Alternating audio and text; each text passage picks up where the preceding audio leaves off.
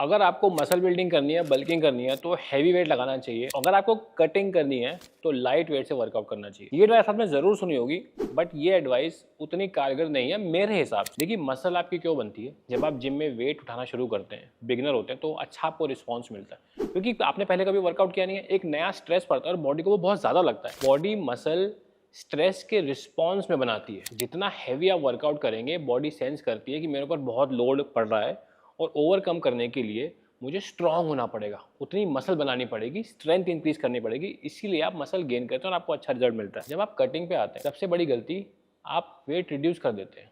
आप 100 किलो की बेंच लगा रहे थे, अब आपके दिमाग में आ गया मुझे तो कटिंग करनी है, फैट लॉस करना है। आप आ जाते हैं 60 किलो की बेंच लगाने में। हालांकि आप 80, 85 और भी 90 भी लगा सकते हैं, लेकिन आप सीधा 60 किलो पे आते हैं और रेप्स मारते हैं 25-30। गिनिंग पे आप 100 किलो से 8 रैप मार रहे हैं, 10 रैप मार रहे हैं, अपनी मेहनत करके मसल बनाई। कटिंग में आके 20-25 रैप लगा के आपने वो खत्म कर दिया।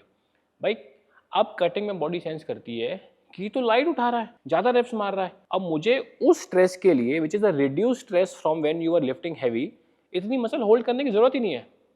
देखिए, बॉडी के लिए मसल होल्ड करना एक नेचुरल चीज नहीं है। आप वर्कआउट छोड़ दीजिए, 6 महीने में सारी मसल खत्म हो जाएगी आपकी, सिंगल हड्डी बन जाएंगे आप। तो आपको वो स्ट्रेस कॉन्टिन्यूसली मेंटेन करना पड़ेगा बॉडी पे, तभी आपकी बॉडी वो मसल होल्ड करेगी। और कटिंग में हम यही गलती करते हैं। फिर आगे आके नहीं नहीं, कटिंग में तो कम करना चाहिए, हमने प्रोफेशनल्स को भी देखा है। अब आते हैं काम की बात पे।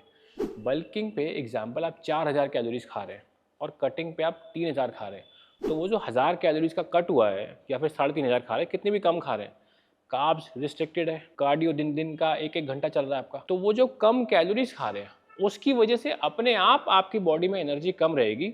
और जहां बल्किंग में 100 किलो आपके लिए हैवी था, कटिंग में 85 किलो या 88 किलो आपके लिए हैवी हो जाएगा। तो आप जब वर्कआउट करें, आपने अपने हिसाब से हैवी ही उठाना है। अब क्योंकि कैलोरीज कम है, इसलिए आपका वेट अपने आप ड्रॉप होगा। बस इतना चेंज है बल्किंग में और कटिंग में। बहुत लोग पूछते हैं बल्किंग के लिए सप्लीमेंट्स, कटिंग के लिए सप्लीमेंट्स।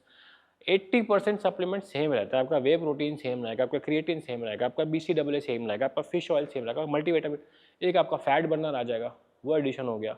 आपकी डाइट में काफ़ी चेंजेस होते हैं, कार्डियो में काफ़ी चेंजेस होते हैं, लेकिन जो आपने 100% जिम में देना है उसमें चेंज कभी नहीं होता। So I hope this will clear out कि बल्किंग और कटिंग में वर्कआउट में डिफरेंस क्या करना चाहिए, और ये हैवी उठाओ और लाइट उठाओ का फंडा क्या है, ये लोगों को समझ में आ गया होगा। Thank you so much for watching this video.